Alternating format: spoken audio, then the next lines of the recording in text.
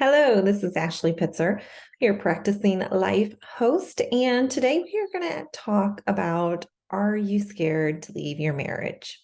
At one point, I know I was, and so I'm going to talk about my experience, some of the things that I learned, but I want to start off right now by saying that who I was during that time of my life isn't who I am now. And also, I've gained a lot of experience specifically with how the brain works, as well as becoming a life coach. So I have different tools available to me today. So a lot of what I'm talking to you about is kind of hindsight, self-reflections, things that I have learned. If you are in a marriage that you're scared to leave, this episode is going to be sharing my personal experiences, but your experiences are unique to you. And whatever you may be going through, this podcast is not meant to be counsel. It is not meant to be a guide to what you need to do, because your situation is unique to you. Now, saying that, there's probably going to be nuggets of information in this podcast that can seriously help you. But I am not the person who is equipped to help you if you are in an abusive, like physically abusive relationship. I'm not qualified for that. I don't train in that. What I do train in is taking responsibility, stepping in your personal power, being responsible, right? So in my marriage, there was a little bit of sexual abuse going on. There was financial abuse. There was emotional abuse going on. There was never physical abuse. So whatever I have experienced in the past may not pertain to you in your situation. And I just want to stress the importance that as much as I'm sharing with you what I went through, the change in the way that I think now, I would encourage you to seek the right people to be able to help you. All right, so that's my disclaimer out there. Then my other disclaimer before we even get started, because these things are so sensitive when you're talking about them. All right, and I intend to be able to help you and to guide you. And it is never my intention to create harm in somebody's life. That is not me. All right. So I really want to be very clear that what I shared to you today is also just my story. So if I paint a picture of my husband, the way he was back then and the way I was back then, it is not who we are today. We have both grown and we have both evolved, and we're different people now. And I would say that that's possible for you too. As a life coach in me, that's always possible for you if you're willing to do the work.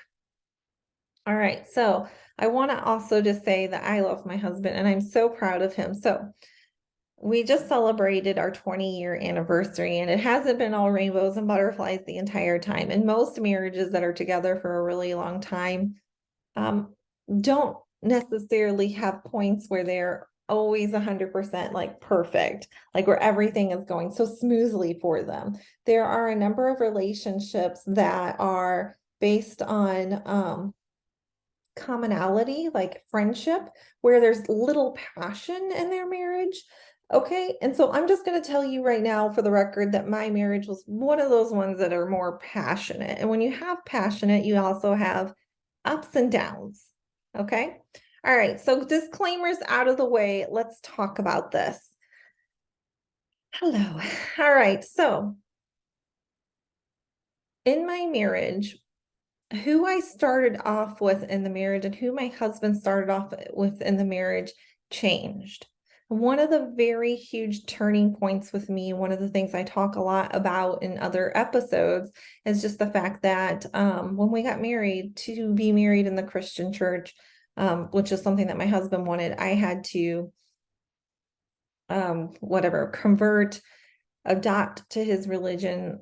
And from that point on, I became like into the church, where I wasn't really before that. So in fact, in college, they required me to take a religion class. And I remember you could pick anybody in the Bible. And whatever, I was like, I almost chose Hitler. No, I didn't choose him. I chose Caesar. But you can choose anybody you want and still like, all right, we're not even going to go there. Cut that out, that side story, right? The whole point was coming into the marriage, I was a very spirited person, spiritual. I was very strong-willed and determined and ambitious and just bright and full of life. And then, entering the marriage, converted to be of my husband's religion. I lived that way for a couple of years. In our 6th year of marriage, we had our first kid. And then all of a sudden, there's the switch. And it was a switch on both my husband and I, where all of a sudden we're like, oh my gosh, like we want to raise our kids right. Okay. Because in that mindset, I had this mindset that there was a right and a wrong way to do things. And the right way to do things was apparently how my husband grew up. And that was really heavily into the church, right? And I just dove into it full force, 100%. And so, I mean, I studied the Bible because I do everything like 100%. So anyway, I mean, I took Bible study fellowship classes, Sunday school. I learned how to break down Bible verses, how to study, break them apart so that I could turn around and teach them back. And so anyway, like I really dove into it and I dove into all of the principles and I followed it so wholeheartedly. In fact, it created a lot of marriage problems within my relationship because I was like, you're not a character of God, and so I was like this judgmental, hypocritical person, right? Like with my husband at times. And I wasn't that way all the time, but there are definitely times when I would speak up and I would say something like that.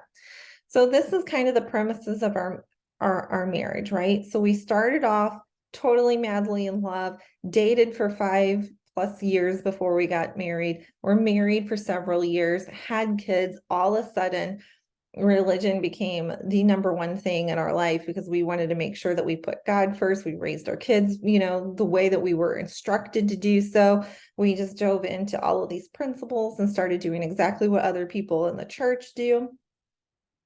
I feel, this is just my perspective, that was probably one of the biggest turning points in our marriage because as I tried to become what I thought was a good person according to Christian faith, and I tried to become the submissive wife as I schooled myself into being more Christ-like and making sure that I turn the cheek and that I act and love all of the time, right? There were certain parts of my spirit and my personality that were dimming over time, very slowly and very minutely. All right. And this was affecting my marriage because my husband from birth, he had this relationship with religion where he took some things seriously, he didn't take other things seriously, right? So he grew up with this, he had already accommodated, I didn't. So there was a major shift for me in my personality. Well, I would also tell you that we ended up having 2 kids that are on the spectrum, one of which, my second child, was born with a rare genetic disorder and a lot of needs, putting a lot of strain. Now, for those of you who don't have a special needs kid and may not know these kind of things, like 70% of people who have a type of special needs kid that has, like I say, special needs, you can call them neurodiverse, you can call whatever you feel comfortable with labeling, right? I had an atypical kid, however you want to label it. I'm not here to put people in a box or anything like that. I happen to like the label special needs because I think my kid is so freaking special, like special as an amazing, magnificent, extraordinary, like that type of special. That's what I think about when I say special needs, but everybody has their own perception, right? So when couples have a type of kid that has all of these needs that are constantly going to the hospital, the financial strain, the physical caregiving strain, often causes 70% or more of these marriages to end in divorce. So keep that in mind. There is this strain in our marriage. Right. Well, when I became this Christian faith adopted person and I tried to live out what, the Bible and my specific church or it wasn't just my church, because I was listening. I was like, I listened to nothing but Christian. I like surrounded myself with it, right? So I was listening to the Bop Radio Network and Dr. James Dobson, and I was so heavily into it. I surrounded myself with all of this. So there's lots of influences going on, right? But I had this perception of what it looked like. And there was a number of Bible verses that could confirm that interpretation, right? Because that's how it is. Anyway, the point of the story is that in my marriage, I started to adopt this. I'm the peacemaker. I'm the loving person. I'm the nurturer. I wasn't a nurturer. If I'm going to be honest with you, I didn't even want to have kids in the beginning.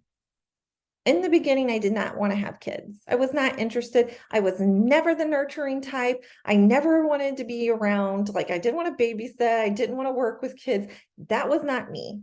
I was businesswoman. I was business driven. In a lot of ways, like my personality was kind of like, hey, I'm one of the guys. Like, I hung out with guys. I girls. Like, and then all of a sudden I'm in this Christian faith and I'm reverting myself to being like, who can I get along with in the Christian faith that's a woman? Because, women and men are really separated in the church. Like, they have their place and you have your place, right? These are my experiences. So I adopted this role of being a peacemaker. I adopted this role of being submissive. I adopted so many things. I can't even tell you. And this is where things, in my opinion, hindsight wise, started to go sideways for my marriage, because all of a sudden I was losing my personal power and I wasn't advocating for myself. And I was really just expecting, as I was filling this Christian role, that my husband would be following the male Christian role that has been identified for us as a society and a culture, right? They're very clearly defined ways. And granted, there are multiple versions of the Bible and there's like 4,000 religions out there. So everybody has their own interpretation. So take this and mold it to what you're experiencing. So my husband didn't necessarily do that. What I will tell you, I'm going to break in the story and kind of go a different direction, right? What I will tell you is what ended up happening in my marriage is I'm sorry, I have this on silent and it's still coming through. The more that I started being submissive and just not allowing myself to advocate for my needs, and I'm just like, I can't even tell you. That's how it feels. I can't even tell you, because I just was in a place where my husband had learned through his own experiences as a child and watching his parents that this is what it looks like to be a husband. This is what it looks like to be a father. And he was mimicking it. Well, I grew up in an abusive household. My father was physically abusive. I also personally believe that he may have a slight learning disability, even though that may not be true. He hasn't been tested, it's not been verified.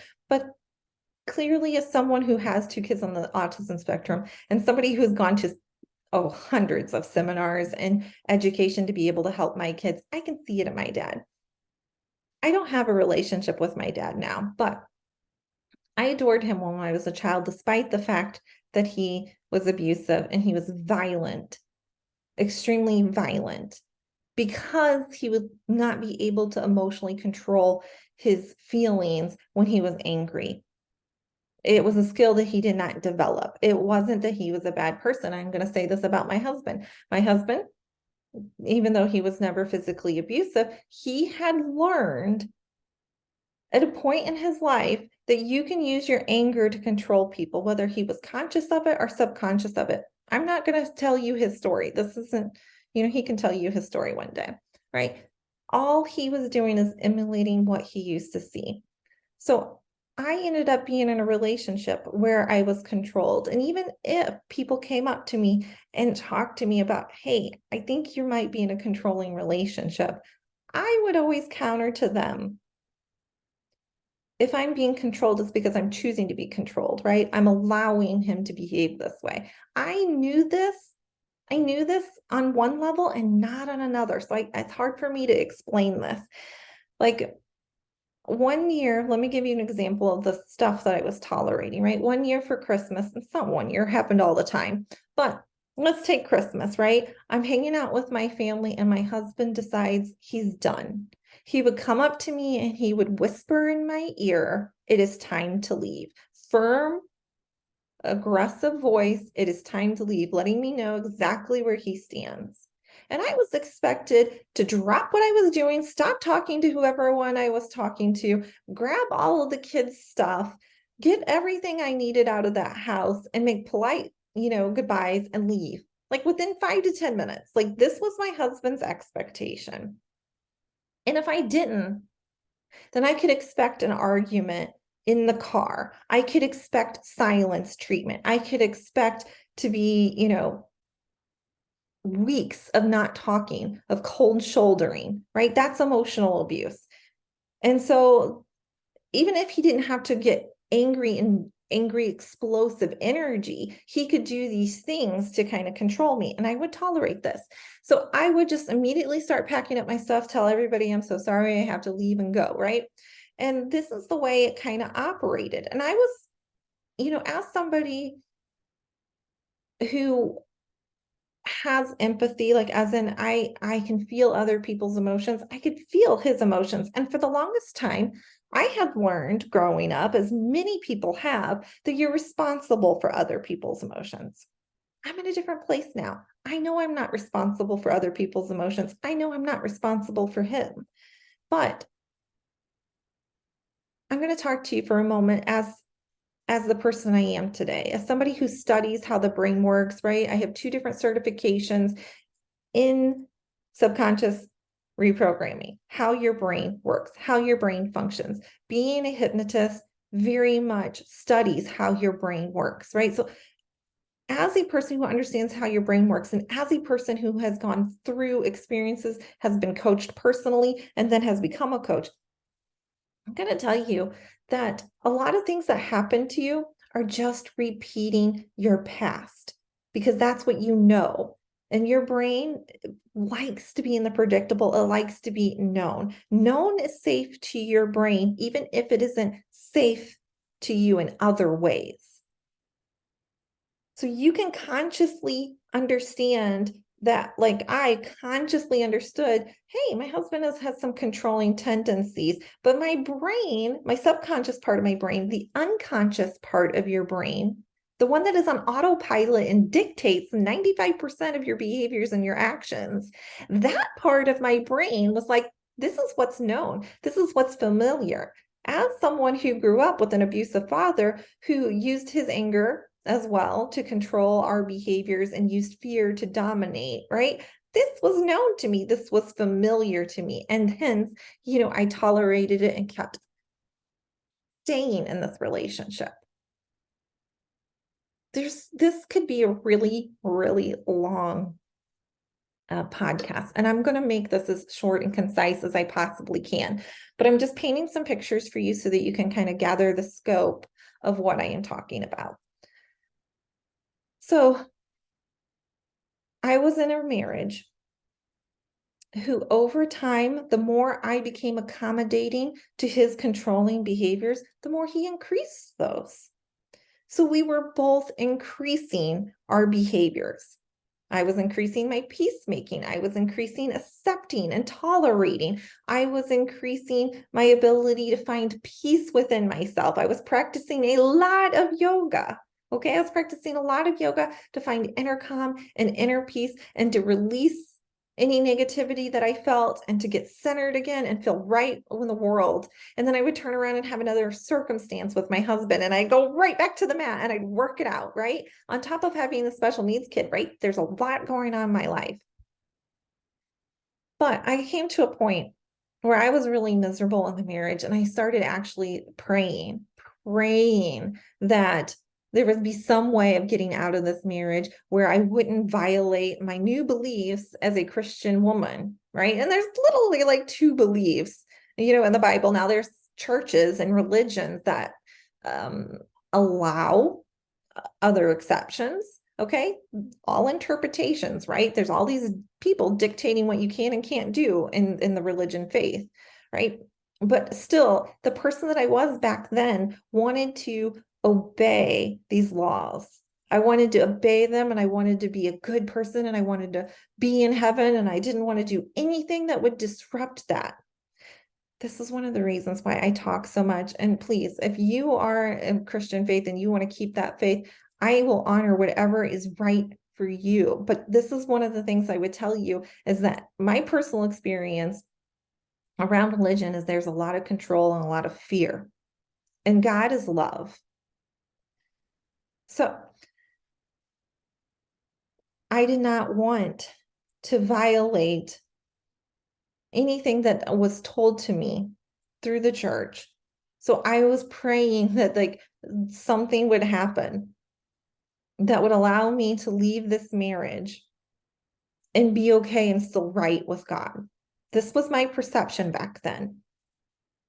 And the thing about it is I actually had that. And one of the vacations that we went, I accidentally picked up my husband's phone while he was so distracted with this phone, and I couldn't understand it because here we are on vacation, and he's just drawled to his phone, drawled to his phone, drawled to his phone. As I picked up his phone, and then lo and behold, he was having text with other women, right? And so I was like, oh, so I realized that possibly he wasn't as faithful as I thought he was. And I had an opportunity to leave and I talked to him about leaving, right? But then he promised that he's going to do X, Y, and Z behaviors and change. Every time something came up like this in our marriage, where I was like, I might be able to leave, there would be a hope, a promise that he would change and he would do better. So I'm going to bring in the word narcissist. That is such a word in today's society. Everybody's like a narcissist or you're not a narcissist. Okay. Narcissism. Whatever you may be familiar with this word, I'm going to describe it as this. A person who lacks the ability to take responsibility of their own actions, who thinks that the world centers around them and they are not at fault for anything and they lack empathy. So if they cause harm to another person, it means nothing to them. Now, you can be a true narcissist. That's of that definition, which you see a lot of the serial killers are, but not everybody is that. You can also you can see people who have narcissistic tendencies, that they were raised in a culture where these type of behaviors may be brought up or normal or along that lines. This is what they know and they continue to do this. They don't necessarily question it as wrong because it's how they were brought up, right? There's different variances. There's a spectrum, if you will, of this kind of behavior. Well, it came to a point in my life where people started coming up to me, not only to say, hey, your husband may be a little bit controlling, but now I started to get people approaching me and saying like, I think you may be married to a narcissist. And I was like, no, no way. My husband loves me so much. In fact, everywhere I went, for people who didn't know me like really intimately and closely, they'd be like, wow, your husband loves you so much. I wish I had a husband that paid that much attention to me. Wow, like you guys have such a dynamic relationship. You blah, blah, blah. Like I was always getting people. In fact, every single time I got together with my husband's family, they were constantly reminding me how lucky I am to be with my husband who loves me so much. And I got to a point, honestly, where I felt like sick every time they came up and reminded me of this, interpretation they had, because on the inside, I was miserable in this relationship. And I had gotten to the point that I had perceived, my husband as somebody that I didn't really care for. I didn't even really like. In some aspects, as I felt like I hated him because I didn't like my circumstances that I was living in. But somebody had come up to me and asked me to read the book, Why Does He Do That? By Lundy Brandkoff. And I resisted reading this book for a really long time. Nope, that's my kid coming home. I did not want to read this book. I did not believe in this. It took a lot of convincing to do it. But then when I read this book, I was like, oh my gosh, this is it. This is so true. I am married to a narcissist. And then on top of that, right after reading this book, things at home had escalated so much. So I had mentioned at the beginning of the episode that I was financially abused and emotionally abused. A lot of what my husband did was emotional abuse. It's a lot of belittling, a lot of talking to you in certain ways. But there was also this financial aspect because we had agreed, the both of us, when we first had kids, that we were going to do the Dave Ramsey program, which is based on scarcity. And I'll do a podcast on that one day. But basically, you don't spend any money.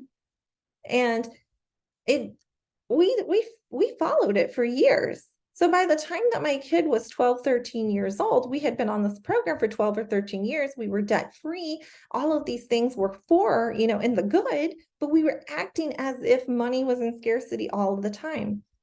Well, I was a stay-at-home mom taking care of our younger child who needed a lot of things. There was speech therapy, occupational therapy, there was constant doctor appointments, constant surgeries.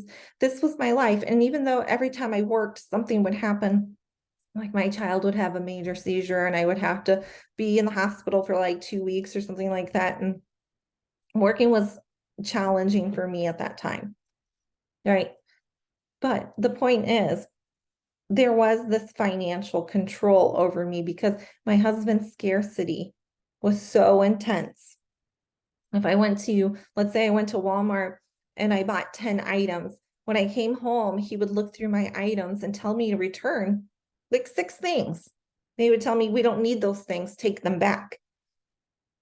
And everything was a fight with him with money. Every time I went to spend money. I even I first learned about financial abuse from Susie Orman. And I even wrote to her. Sorry. And I was like, man, I think I'm financially abused. One of the things that my husband would joke around about all the time is, yeah, when my wife wants to go on a date, I take her to McDonald's and I allow her to choose from the Happy Meal. And everybody would laugh, ha, ha, ha, ha, ha. And I would be like, hey, a-holes, that's like my reality. He's not joking. He's telling the truth and he's making a joke out of it. And I freaking don't like fast food. But, like that's where he was. Like he was just in this mindset, like even if food had gone bad, you don't throw away food, so you eat spoiled food. Like this is kind of the reality of his mindset. He had a lot of struggles to work through. Again, that is also from his childhood because his parents emulated this type of behavior. So anyway, I was just in a point in my marriage, right, where I wanted to leave and I didn't think I could. And not only that, but I was really scared too. I was scared too. And I'm speaking from my heart here because I know a lot of people are scared and they have all of these stories of why they can't. And I was just like that. I can't leave because I would be sinful. And then that created a lot of shame for me. I can't leave because how am I going to support my kids when I have a special needs kid that's constantly, in and out of the hospital and needs all of this care? How am I going to do it all? How am I going to do it by myself? I can't leave my marriage because if I leave, think about how horrible he's going to treat me, how difficult every exchange is going to be, how much fighting is going to go on. This is what I was going through. There were so many fears that I had. And I let those fears every single time keep me exactly where I was. Even if I was really unhappy, I just thought, well, it's me. I just need to change my mental state. I just need to find peace. I just need to try harder. I just need to accommodate more. I know this makes him angry. Like leaving anything out on the kitchen counters made him angry. So I'm like, I just need to school myself better and make sure that before he comes home, everything is off of the counters, that the floors are vacuumed because floors are really particular for him. So I was going through all of these things all day long, like trying to avoid fights and just working myself to a frenzy all the time, making sure that the kids were quiet because that might set him off and he might be angry. And when he got angry, there was a part of me that was like my inner child where my dad was extremely abusive. Kai, I'm recording. That's my other special needs kid. So anyway, there's a part of me, like every time that he got angry, I was like, oh my gosh, like the inner child in me who had been abused was like, oh, like I would just freeze up and I'd be like, oh my gosh, like, so there was a lot of work for me to do. But I read this book and then I was like, oh, maybe I am in a narcissistic like relationship, like a toxic relationship. And then shortly after that, my older Kai, attempted suicide. He was miserable as well. And I knew he was miserable in the sense that, you know, uh, his father, my husband, expected 100% all the time for him. There was no room for failure. There was no room for mistakes, and there was push, push, push all the time. And then there was those emotionally words that can be so hurtful, like you're not doing it good enough. You're lazy. Like all of these identifying words shaping this person. And my kid did not feel worthy. That's the bottom line. He did not feel worthy. And so he got to a point where everything in his life was just really challenging for him. And he was overwhelmed. And he had decided that he was going to be a different person and he didn't feel like he would be accepted. Right. And so he just came to the point where he was like, I'm done. Life is over for me. Right. And so he had attempted suicide. And I'm really grateful that we were able to get him help and everything worked out for us, but it was a really long road. And I'm not going to go into that story, but the point is once I saw this type of behavior, there was something that snapped in me. And they say this a lot. They say that people that are in abusive relationships won't do anything for themselves, but when it comes to their kids, they'll make a difference. All I knew is at that point, I didn't care what religion said. I didn't care what anybody in the world said. My instincts and my protectiveness over my child just stepped in full force. And I was like, no, absolutely done. I'm absolutely done with this marriage. I will not allow you to speak to my kid this way anymore. I will not allow you to speak to me this way anymore. I don't care. You're out of the house. But it wasn't that simple because I also at this point had read a book. What does he do? Why does he do that? Right. And so I understood that now that there's like dangers to leaving, and I understood exactly what the love bombing is because I have actually felt it and seen it in my own marriage. Every time I would try to pull away, that would trigger my husband's abandonment issues. And then he would come in with love bombing and show up to be the exact person that I would want in that moment, right? That's so amazing and making these changes and being like so just spectacular, right? So there is this constant like I'm running away because I need to get away from the situation, triggering my husband's abandonment issues. And then there's this constant pulling and tugging back and forth, going back and forth in this relationship. And this is how it was for us. And so anyway, I registered for a toxic relationship program. And I did that with Dr. Heidi. And, I followed this program. I signed up for one-on-one coaching. And in this program, it talked about, in a situation where you're leaving somebody that's a narcissist or has tendencies towards it, they may, if you say that you're leaving and you truly mean it, they may do some things to kind of control, stop, whatever, because in a narcissist mind, right, they see you as a possession, as owning you. There's expectations there. And so it can get really dangerous if somebody leaves. This is one of the reasons at the very beginning of the podcast, I'm talking about this in the beginning, that I may not be your go-to. Don't follow my guide necessarily. But I signed up for this program. I went through the weeks of it. I did all of the stuff, and I was doing this all secretively. That was causing me so much stress. In the meantime, my kid continued to do self-harm behavior. There's all of this stuff going on. I had my other kid with all of the seizures, like lots of stress going on in my life, right? And so I took this test. I forget what it's called. It was something like toxic relationship assessment. And in this test, it determined how at risk I was of having a situation where my husband could turn violent if I tried to leave. And it turned out that he was a borderline. And so my coach was like, don't do this, like blah, blah, blah. So we set up a plan. All of these things, all of the people that have tried to leave secretly, I understand. The hiding the money, yeah, there's so much that goes into leaving, the getting the documents ready and getting a bag ready and having emergency contacts. And at this point, like I said, like I was in a relationship where I wasn't allowed to spend money and my money was tracked. And like anytime money was gone, there was an issue, right? So there's all of these things. And with everything going on, I think my husband realized I was trying to pull away. I had talked to him, so there was that. But then I think he could sense other things because I had talked to him before.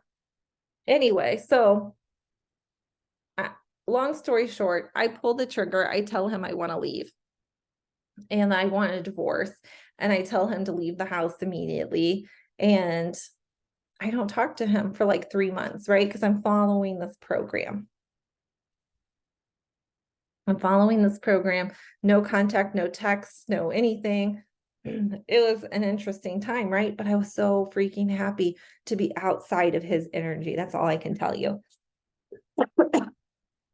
Because he was carrying more and more negative energy as time was going on. He was less and less happy. And the more he controlled things, the less happier he was. So, yeah. Anyway, but he had came to me and said, let's try to work this out. Now, I had gotten myself 100% prepared to leave. I had the tax documents. I mean, I had everything that you're supposed to do, according to people that have created programs to help people like me leave a relationship. And so I also knew from research and from talking to coaches and doing these programs that like 1 to 5% of people in these type of relationships, where the other person with the narcissistic behaviors change. Now, I can tell you from somebody who now studies the brain, I understand that because when you have an identity as such, if you don't change the identity, which is at the core level, it's a lot of inner work, then the behaviors aren't going to change. And what most people do is they try, and this is most people on everything. You're trying to lose weight, you're trying to attract money, you're trying to make your business successful. You look at your behaviors and you try to change your behaviors, but that is only a short-term band-aid fix. Diets are just short-term band-aid fixes. You have to get to the core. What do you really believe? What do you really think? What do you really feel? And that has to change. Not just one time, but every single time. That's what creates an identity change. And that's why the numbers are so low as far as people being able to change that. It's a lot of work and you have to want to. You have to want to. This is the same reason when people come to me for subconscious programming and they want to make a change. If they don't really, really want it, then I'm going to tell them, no, don't waste your money. Don't see me. You have to really want it. You can't just have this external, like, oh, well, my wife is going to leave me if I don't do this. It doesn't work that way. That's an external force. That's an expectation. That's a pressure. That is not a heart's desire. And it's not going to work for you. You'll just revert back to what you truly know and want and keep repeating. And if you want something different that you don't have right now, that means you have to constantly refuse the old behavior and cling to the new behavior. And that takes time, that takes consistency, diligence, discipline. Do you see the work here? It's not an easy go. It's not a pill that you take. It's work. Now, my husband said he was willing to do it, but I was in this toxic program and being coached, and they're like, no, no, no, don't listen to this person, all of these reasons why. I was going to counseling appointments. I had 2 different counselors during this time, all of them telling me to leave. My toxic person telling me to leave, my 2 counselors telling me to leave. My one counselor even gave me a book to help me understand how to leave and what goes on here, right? I also had church involved because my husband was crying into the pastors, and the pastors were 100% on his side and coming to me and being like, you just need to talk to him. If you would sit down and have a conversation with your husband, we could work this out. And I would tell them, I'm sorry, but the counselor and the toxic coach, program I'm in are all telling me not to talk to him. Not right now. So I had all of these things coming at me in different directions. And this is where I would tell you all, you have to listen to your own inner knowing and what is right for you. I told my husband that we would continue to be separated. And as far as I was concerned, we were still headed towards divorce, that I was still pursuing this. But if he wanted to do the work on his own and come to me, with the work done, then we could consider our relationship again. And so, oh, my kids, he decided to do it.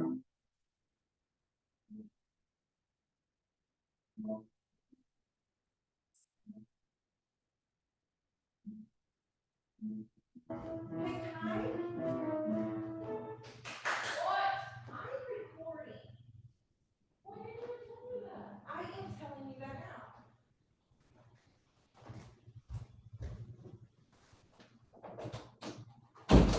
now. All right, sorry about that.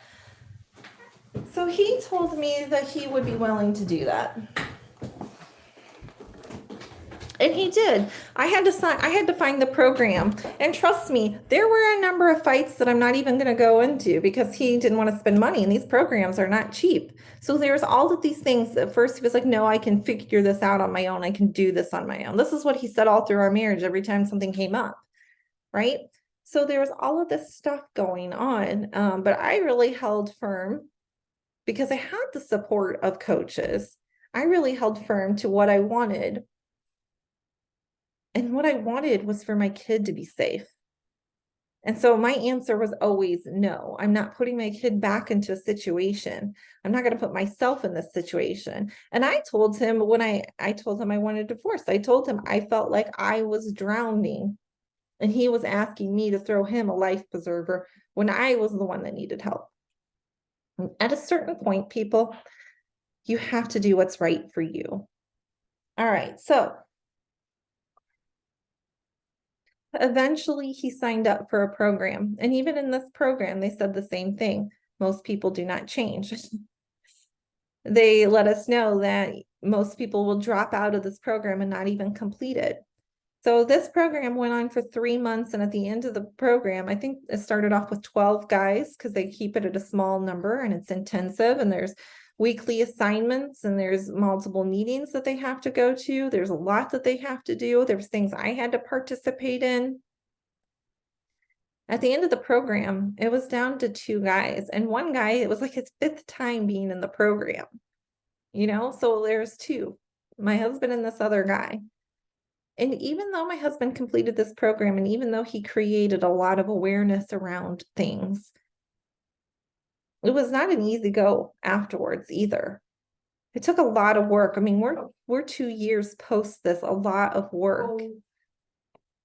But in the meantime, I also changed because I became a certified coach. I became a hypnotist. I learned how the brain works, right? So let me talk to you from a hindsight view. You kind of know my story. Sorry, baby, I'm talking. You know my story. You know what I've had to deal with.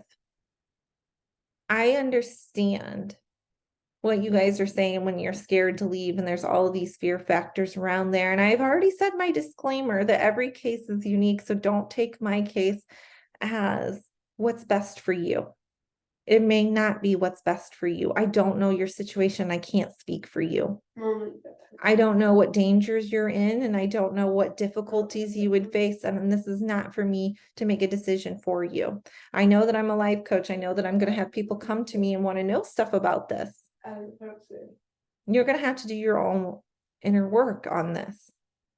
But here's what I'm going to tell you, because I saw multiple different life coaches during this time. One of the best life coaches was the person who was talking to me about my responsibility in the situation. So everyone else, counselors, life coaches, were all looking at my husband and painting him as the big bad wolf, and it's all his fault. And I went to one life coach, Kara Lowenthal. And I really appreciate, even though, she is kind of a feminist coach. I like feminist stuff, by the way. So I really appreciate the fact that she helped me understand my responsibility in this. Because even if I was advocating in myself in the means of like telling my husband, no, you can't talk to me this way. My actions were, I'm going to stay in this marriage and you can keep talking to me this way. It's like when you set a boundary for yourself, you can talk the talk, but if you're not walking the walk, then your boundary isn't that great. And your boundary isn't for the other person. It is for you. And what do I mean by that? I mean, if you're not going to hold the boundary for yourself, then the boundary is pointless. Also, and in my situation, I'm talking about my situation, right? I had to take responsibility that I tolerated this behavior. I had to take responsibility that I gave away all my personal power, and I allowed a lot of people to dictate what was right and wrong for me. I allowed the church for years to dictate what was right and wrong for me in my marriage. I allowed people's perception of what is sin to dictate what was right for me. I allowed even conversations like with my mom, who would tell me, that basically all marriages have their problems. So you're just taking one problem and exchanging it for another, right? I allowed this type of input to keep me where I was. I would tell you now, somebody who's hindsight of this, you see what you want to see. And a lot of times you do. I focused a lot on my husband's negative behaviors towards the ends of all of these things. I didn't use my energy correctly. I didn't use my energy in a way that kept me at my strongest and my best. The advice that I would have for you, if you were in a similar situation, is to really look at your fear. Here's what it boils down to in life. You have a desire. Desires come from spirit, whether you view that as God, universe, source, Jesus, Buddha, Ganda, whoever it is that you're viewing. Desires come from source, spirit. Then you have to decide whether or not you believe this desire. Do you have any evidence of it in your life, right? So I had a desire to leave my husband. I thought that I could be better off without him. But for the longest time, honey, that's making too much noise. But for the longest time, I could not believe. For the longest time, I could not believe that that was possible for me. So I never made it past that stage because I just couldn't believe. So I was always stuck. I was always a victim. I couldn't see any other possibilities. I have to own the fact that I was a victim. I had to own the fact that I could only see what I wanted to see. That I didn't allow myself to explore any other options. The next step in life, outside of taking your desire and outside of deciding to believe it, is start imagining a different scenario, allowing yourself to dream of what it would be like to be on a different situation. And then from there, if you really, really want to do it, you'll start taking action. And that's where obstacles are going to come up. So even though I wanted to leave my husband and I made, baby attempts to it, any obstacle came up and I was like, nope, I'm going to stay right here in this marriage. I'm quite comfortable. It's better here. This is known. This is safe. This is what's familiar to my brain. I'm going to stay right here. Right. So there's a lot of work that has to go through this. So I get this. I'm going to say something too. Obstacles are where you grow. Obstacles are what changes you and gives you what it is that the universe needs you to align with so that you can make it possible. I grew a lot.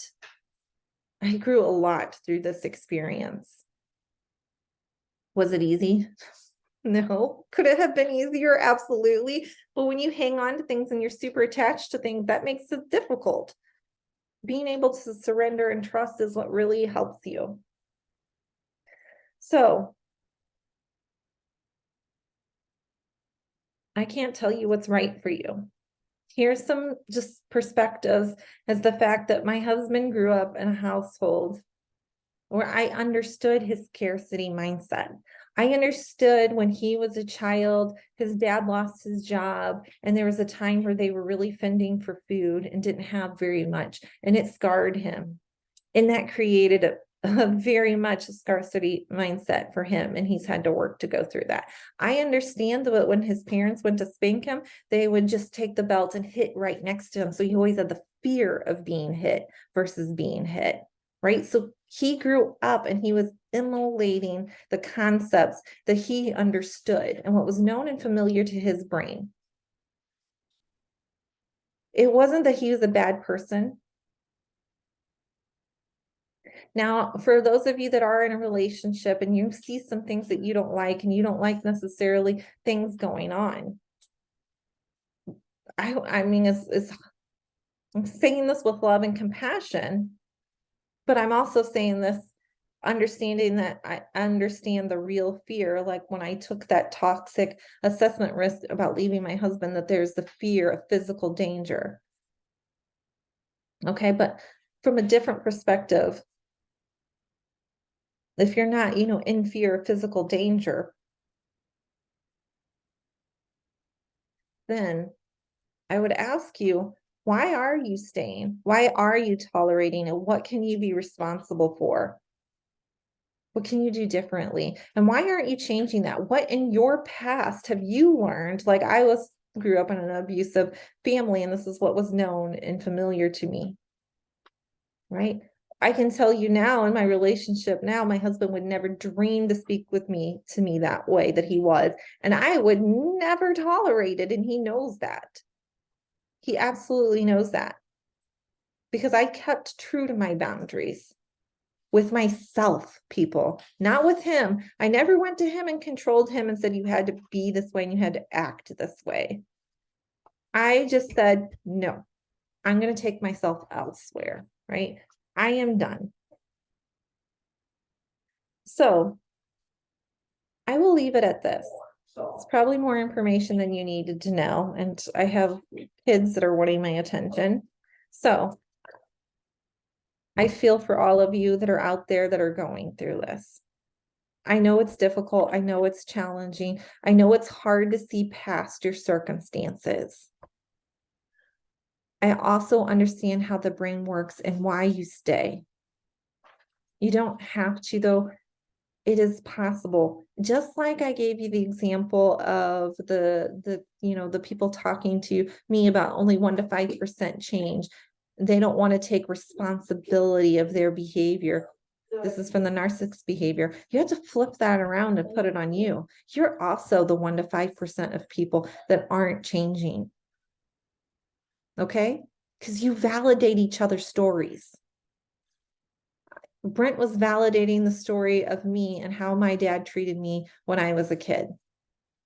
I was validating his story and being just like his mom and staying and putting up with it, right? Like, we validate each other's stories. And when you stop validating each other's stories, that's when there becomes a gap. Boundary work is a lot of the work. And the boundaries are with you. What are you going to tolerate? What are you going to do differently? What do you want for yourself? What are you going to claim for yourself? What actions are you going to take? What are you going to be responsible for? That's all boundary stuff. It is not looking to the other person, which I will say that I did in some aspects, right? Because I wanted my husband to be, a different person at times, not always, but like I wanted him to control his anger better. That's not for me to say. It's not for me to tell another person how to act and be and behave. It is for me to do what is right for me. That is stepping into your own personal power and being your own authority, which I'm a huge advocate for now. I will never, in my life going forward, because this lesson was so deep and so painful, right? I will never going forward allow other people to dictate for me what is right and wrong. Because I know that that power resides in me. And for all of you that are in religion and kind of had that same perception that I did, I'm going to tell you something. You're holy. May not seem that way because we might have battles and scars that we're carrying around. But the fact is God is within you. His spirit resides in you. He's always with you. He's in you. You don't need him. He's in you. You don't need something you already have. He's there. He, she, it. I'm just saying that because of how the Christian faith was. But the fact is like, it's non-gender. Spirit is non-gender. Okay, people? It's what we need in order to understand it, that we reference it as a he or she, But anyway, regardless of what you believe in the Bible, I hope that you truly understand that God is love. Love is free will. And that you have the free will to choose what is right and what is wrong with you. And to know that you are always holy and you are always worthy and you are always deserving. That's not something that has to be earned.